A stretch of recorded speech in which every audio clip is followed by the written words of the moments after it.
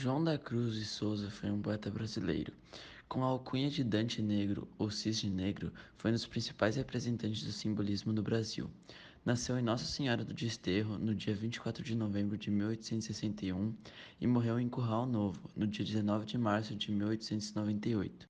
Filho dos escravos alforriados, Guilherme da Cruz, mestre pedreiro, e a Carolina Eva da Conceição, João da Cruz desde pequeno recebeu a tutela e uma educação de seu ex-senhor, o Marechal Guilherme Xavier de Souza, de quem o adotou o nome da família, Souza. Aprendeu francês, latim e grego, além de ter sido discípulo do alemão Fritz Müller, com quem aprendeu matemática e ciências naturais.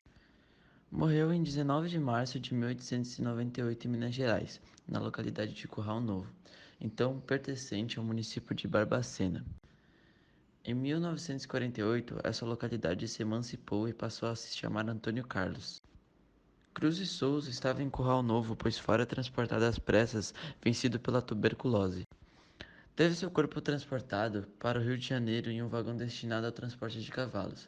Ao chegar, foi sepultado no cemitério de São Francisco Xavier por seus amigos, dentre eles José do Patrocínio, onde permaneceu até 2007, quando seus restos mortais foram então acolhidos pelo Palácio da Cruz e Souza, antigo palácio do governo do estado de Santa Catarina e atual Museu Histórico de Santa Catarina no centro de Florianópolis.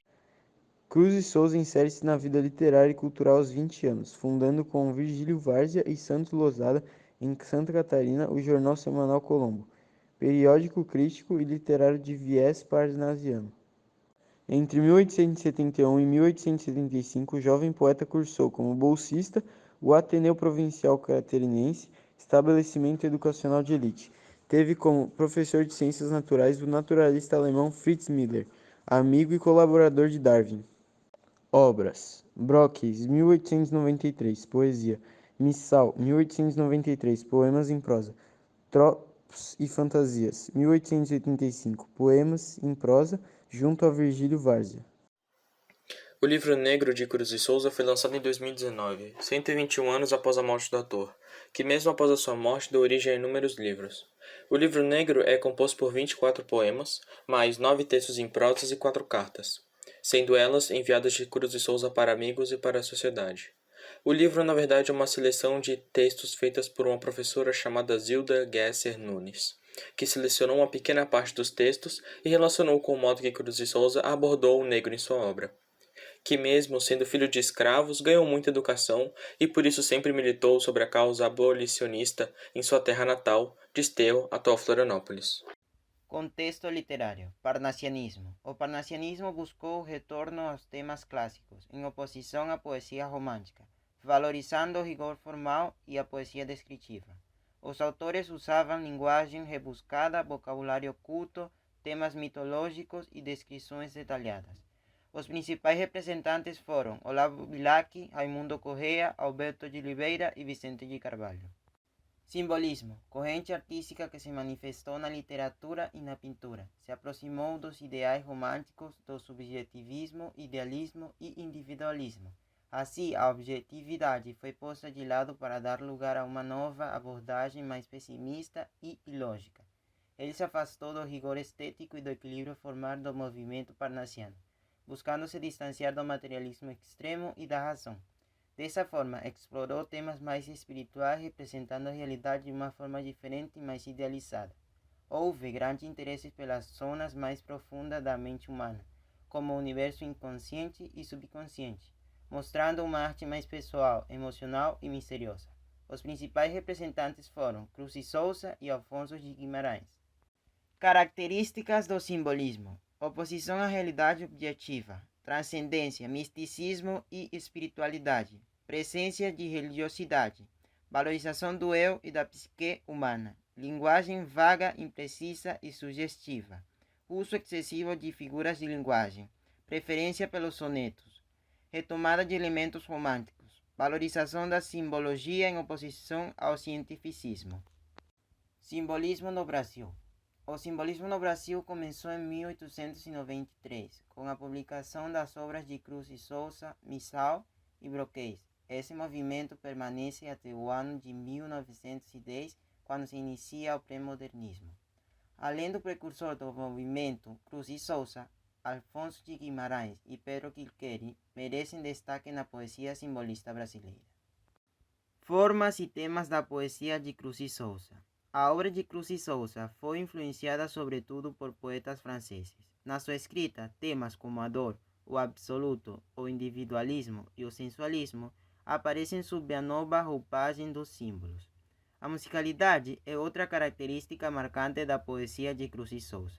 Num dos poemas mais conhecidos do autor, Vilões que Choram, a musicalidade é criada por meio da literação, figura de linguagem que se caracteriza pela repetição de fonemas idênticos ou parecidos. Nesse poema, o ritmo, o som e o sentido das palavras representam de maneira muito expressiva o som do instrumento. É possível notar outro elemento importante da obra de Cruz e Souza, a temática religiosa, que se apresenta de forma diferente do catolicismo tradicional, esvaziando em fórmulas e doutrinas.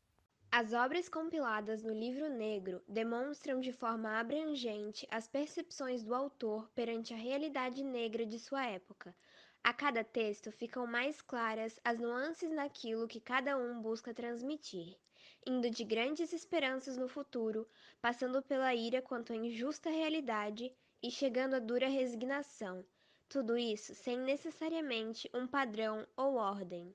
Em um âmbito mais individual, o autor retrata, em suas descrições mais detalhadas, os negros escravizados como uma força bestial, poderosa, ao mesmo tempo que trágica, experiente e potencialmente violenta, lapidada pela dor e pelo sofrimento imposto, e, por fim, obscurecida, ressaltando o fato de que Cruz possui fortemente a luz e a escuridão como análogo ao bem e ao mal, respectivamente, não tendo sido disposto, nem mesmo às crianças, o direito à humanidade desde a infância sofrida.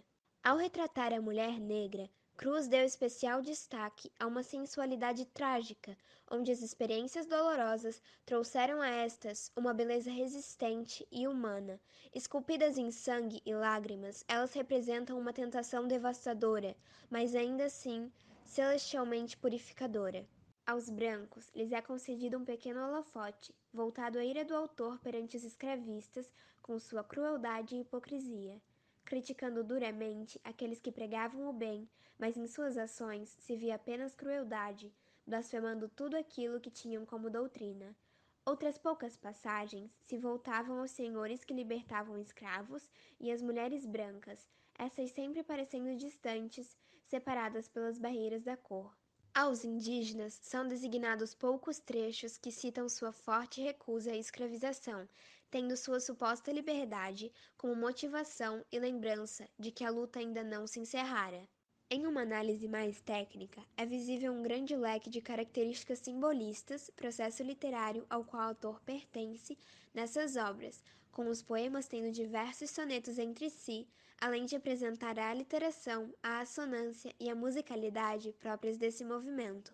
É também muito clara a influência da religião cristã nesses textos, porém não só ela foi citada, é possível perceber outras referências como Buda ou a Odisseia. A linguagem da obra em si é absolutamente requintada. Apenas nas cartas, em especial, é onde é possível ver um menos rebuscado Cruz, ainda extremamente culto, porém mais solto ao falar com seus amigos. Por fim, é importante destacar que, além de deixar claro seu posicionamento quanto às causas sociais e sua oposição completa à escravização, é possível observar também os posicionamentos políticos e as relações públicas do autor descritos em seus discursos.